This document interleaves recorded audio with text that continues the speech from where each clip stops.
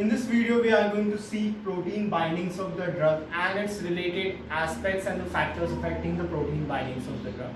So let's begin. We were seeing the protein bindings of the drug. So let's see the definition of protein bindings of the drug.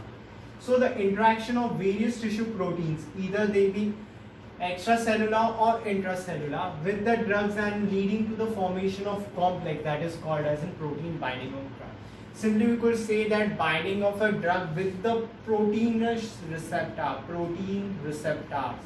Binding of drug with the protein receptor, this phenomenon is known as protein bindings of the drug simply. So what the intracellular binding and extracellular binding, what it means, let's see. So the intracellular binding, where the drugs bound to the cell protein which may be drug receptor. If so, the binding elicits a pharmacological response, and this receptor showing response known as primary receptor.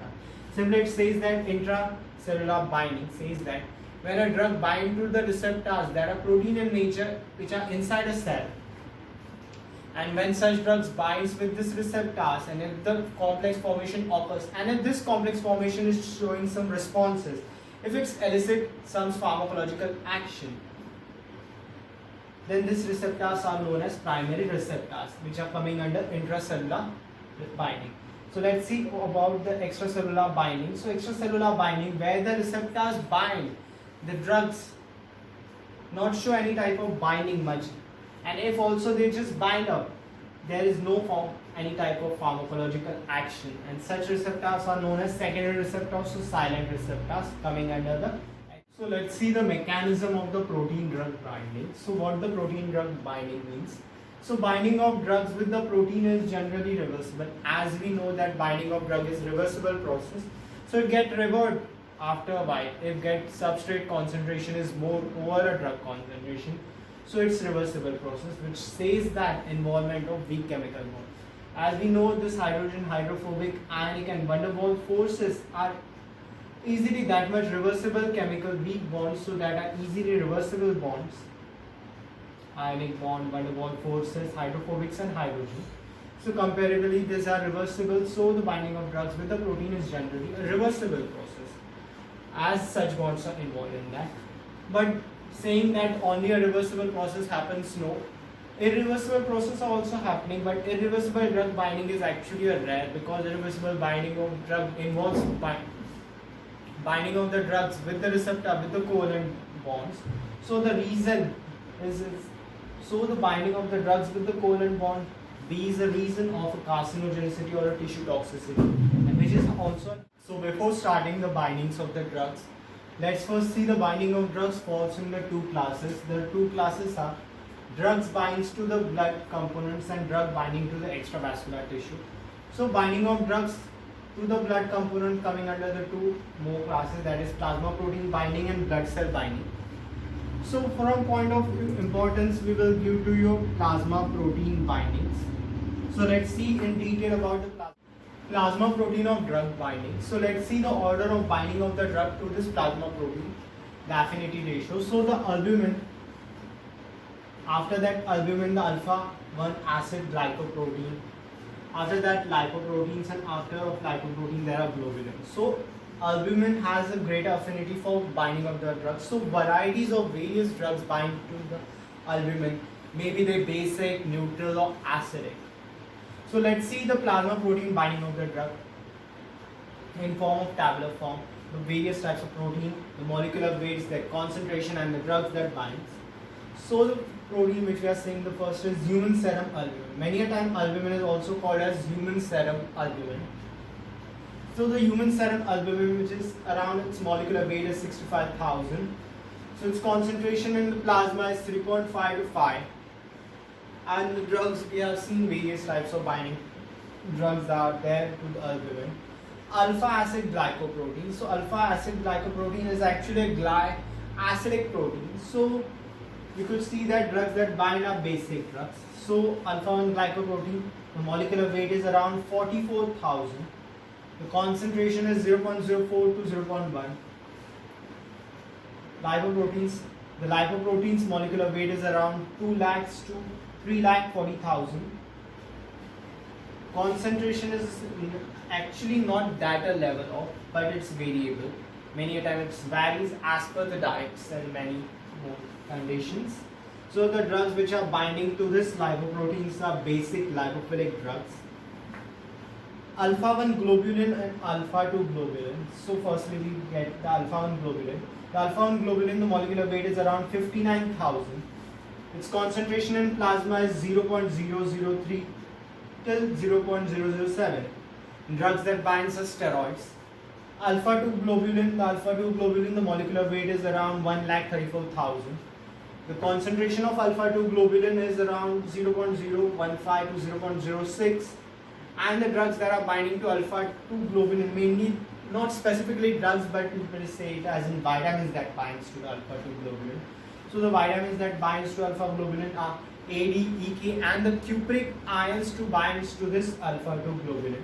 So let's see all of the plasma protein drug binding all the proteins one by one. So let's start with human serum albumin.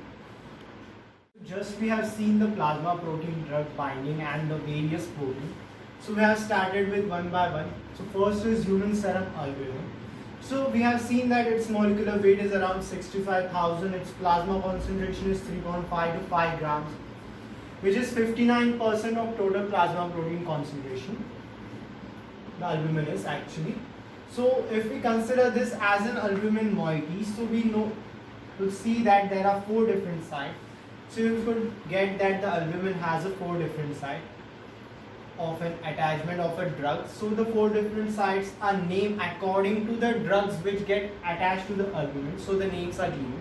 So to the site 1, drugs like warfarin and azapropazone binding is there.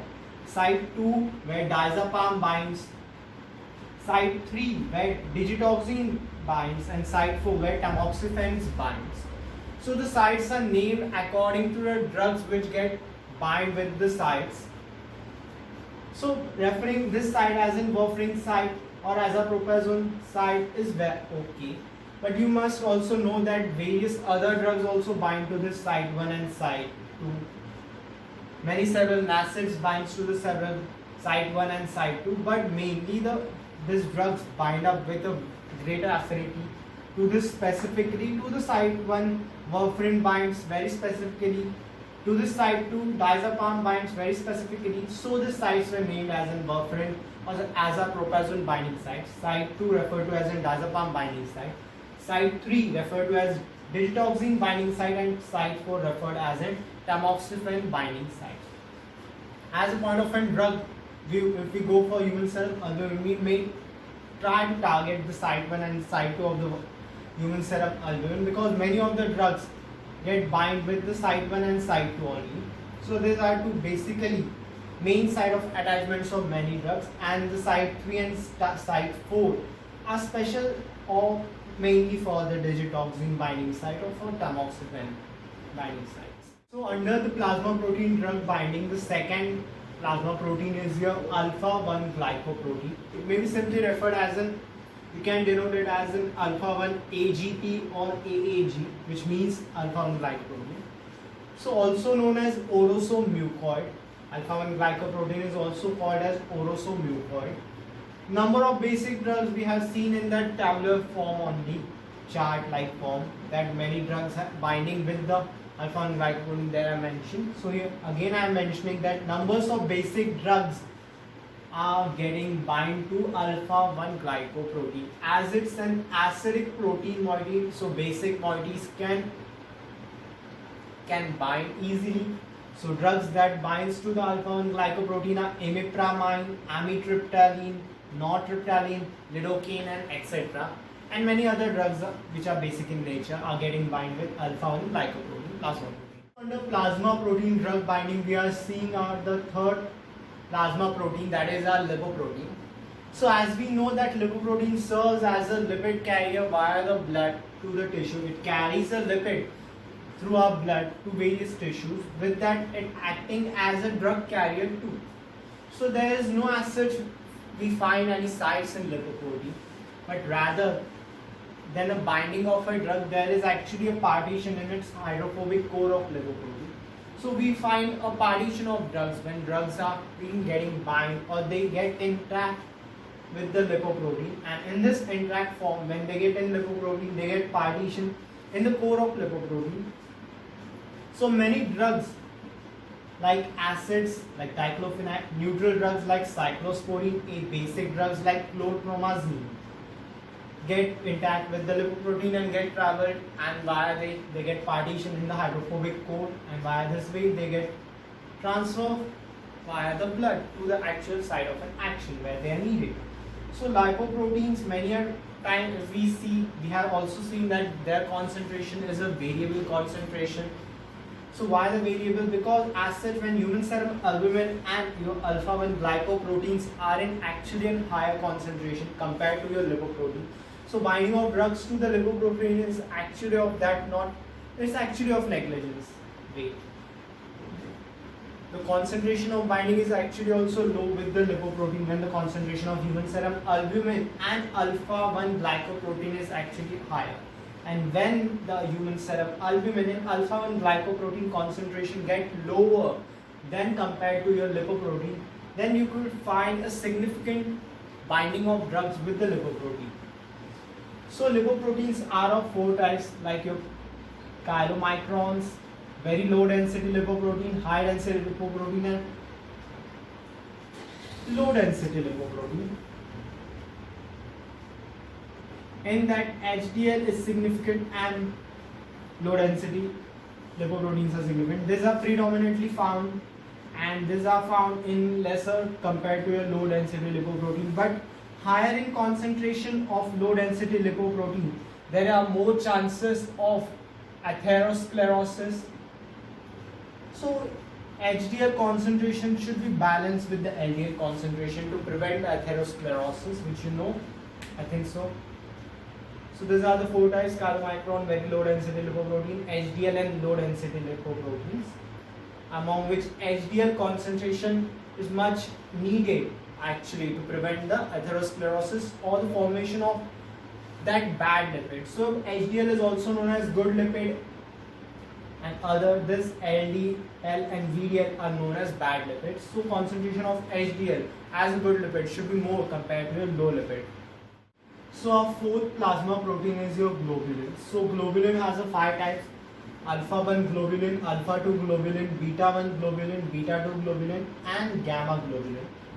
So alpha globulin is also called as trans-corti, where alpha-2 globulin is also called as ceruloplasmin. Beta-1 globulin is called as transferrin. Beta-2 globulin also, don't have such name. And gamma globulin is gamma globulin. Is also not having any name. So this first three you should remember, that alpha-1 globulin also known to be as in trans-corti, alpha-2 globulin also called as ceruloplasmin, and beta-1 globulin also called as transferrin. So let's see alpha-1 globulin, which is known as trans-corti. So alpha-1 globulin binds to corticosteroids mainly. Alpha-2 globulin, which is known as ceruloplasmin, which binds to a vitamin A, D, E, K and cupric iron. Beta-1 globulin, which is transferrin, which binds to ferric iron. Beta-2 globulin, which binds to your carotenoids, and gamma globulin, which binds to the antigens.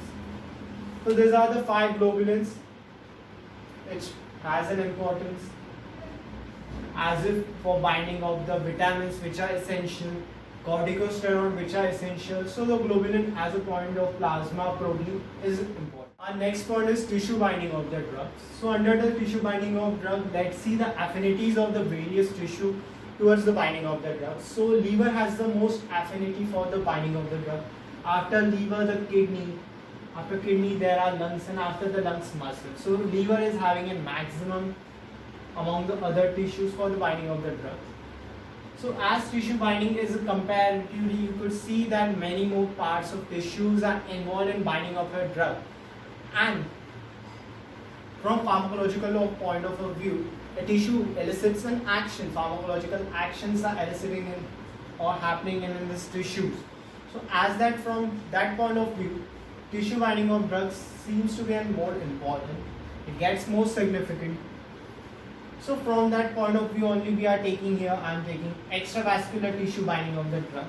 And as you see, will see that we are from the point of view we are administering the drugs. From the point of view metal toxicity, we need to understand the extravascular tissue binding of the drugs. So I am taking here example like kidney and eye. Taking example of kidney, you could see that there is a protein like metallothionein which is present in your kidney. This protein, what actually it does, when there is heavy metal concentration increment in a body, like your lead, mercury, cadmium, and they gets into the body, and when, as you know, kidney is affinity for many of the drugs, for many of the metal also it has an affinity. So this protein metallothionein binds with this heavy metals like mercury, lead, cadmium, and due to this binding a complex is formed, and this complex go on increasing and it get accumulate in your kidney, and after this accumulation there is toxicity of the kidney.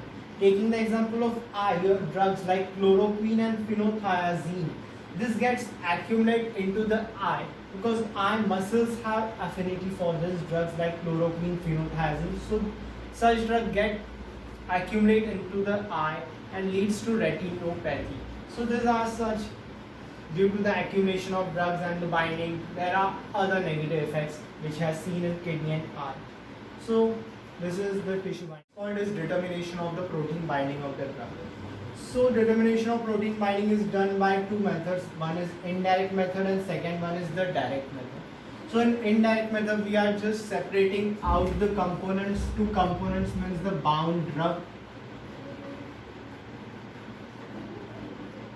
and protein. We are separating bound drug and the protein, and in the direct method there is no need of separation of as such of the bound drug or the protein.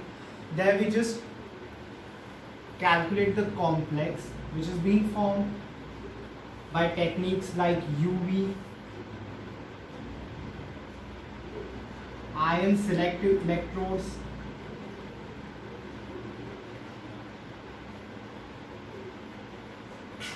etc. And in indirect method we are separating as the bound drug and the protein. We go for ultrafiltration and other filtration techniques. In this way we go for indirect and direct method, and these are the methods for determination of the protein binding. So at the last of this video we are going to see a last point, that is our kinetics of the protein drug binding. So under this, let's see the kinetics. I am representing here equation that is P plus D, a reversible sign of reaction, which is equal to the PD. So here the proteins are getting reacted with the drug and a protein drug complex is being formed. So simply we could say that concentration, this much P concentration or some X concentration of proteins are reacting with the X concentration of the drug, leading to formation of a complex. So if I just take an equilibrium of this equation like Ka, which is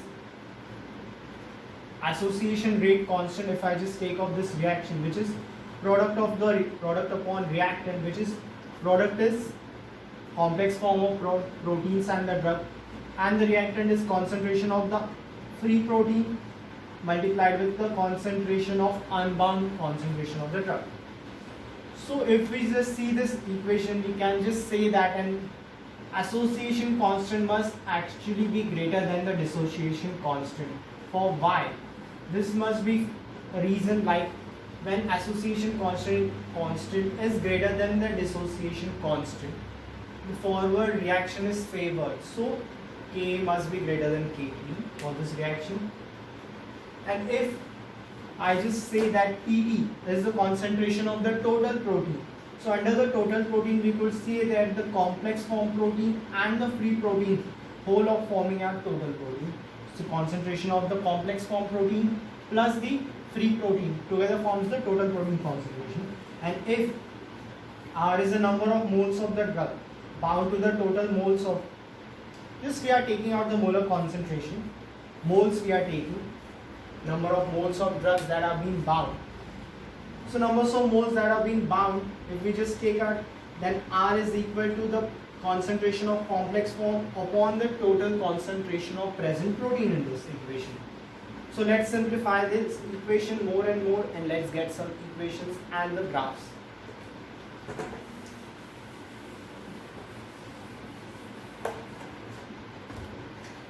Just write this equation. R is equal to concentration of the P upon complex form protein upon the total protein, which is equal to, where you can put the concentration of PD, that is Ka into concentration of free protein into concentration of unbound drug upon,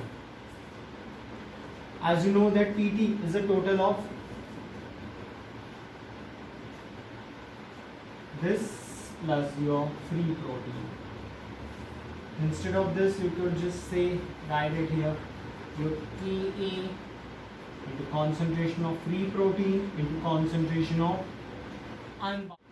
Just now we have seen this equation where association rate constant into the free protein concentration into the unbound drug concentration upon your dissociation constant into free protein concentration into free drug unbound drug concentration plus free protein concentration. This equation can be simplified into this equation, which is Ka into concentration of free unbound drug upon Ka into concentration of unbound drug plus 1.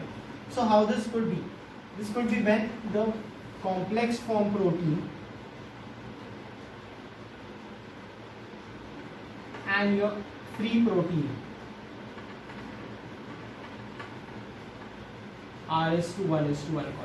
When complex form protein and the free protein concentration is 1:1, we can simplify the equation to this type, like association rate constant into your concentration of free drug unbound drug upon the concentration of association constant into concentration of the free unbound drug plus 1.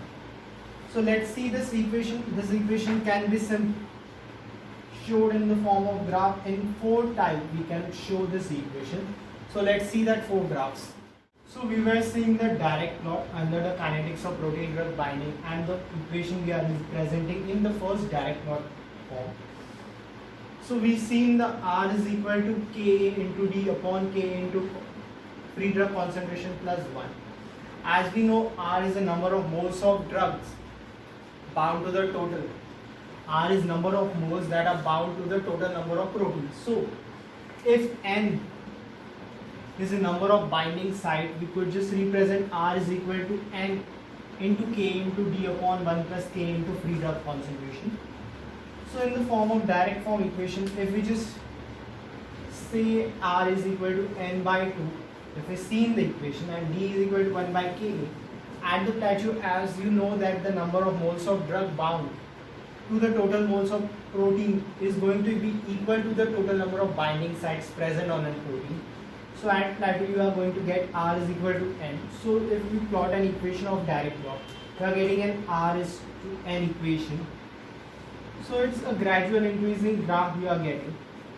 So from a farmer point of view, you can just remember such form of graph is there. On one axis there is R and on another axis there is D, and the graph is R versus D. That's simple to keep in mind. The direct plot is between R versus D. So the second plot is the Claude's plot we are using for representing the kinetic equation. So we have taken the reciprocal of the direct plot equation, and the equation gets by taking the reciprocal of the direct plot. The equation is 1 upon R is equal to 1 upon number of binding site into Ka into D plus 1 upon N. So it's a reciprocal of the direct plot. So we are taking in the graph 1 upon R upon 1 upon D, and it starts from certainly level of this, and it's a straight line. So it also known as Claude plot, is also known as Lineweaver-Burks plot or double reciprocal plot. It's a reciprocal of your direct plot, so it's also known as double reciprocal plot. As a farmer point of view, you could just remember that it's 1 upon R versus 1 upon D. That's the plot. That's known as Clock's plot. That's much simple. Third plot is the scattered plot. In the scattered plot, we are taking the same equation, that is your R equal to N into K into D upon KD plus 1. So by simplifying, solving the equation, we get R by D equal to NKA minus RKA. So in this equation, we are taking the R by D versus the R. On y axis we are taking R, and on x axis we are taking R by D. So it's a downward slope of graph, we could see it, and the slope is minus Ka.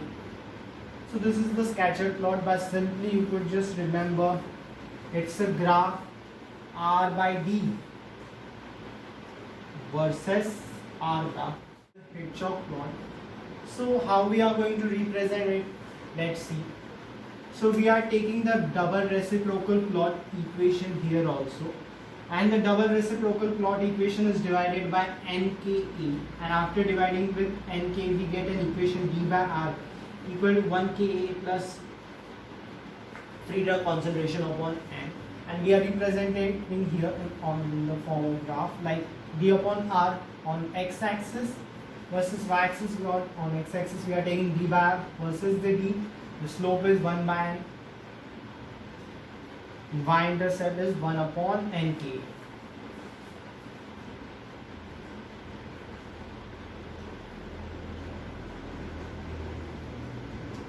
So by simple pharmacy point of view, the Hitchcock plot is actually a representation over x by y axis. It's D by R versus your D. Simply you could just keep in your mind.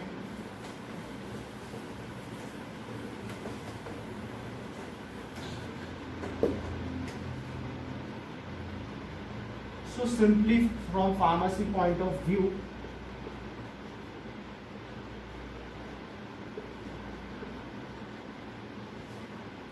you can remember the plot I just showed you.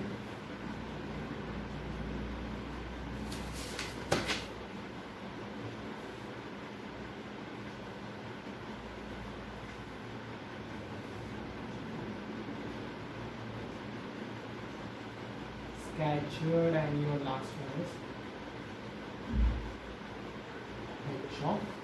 So in direct you are represent R versus D, the graph is. In double reciprocal you are having 1 by R versus 1 by D.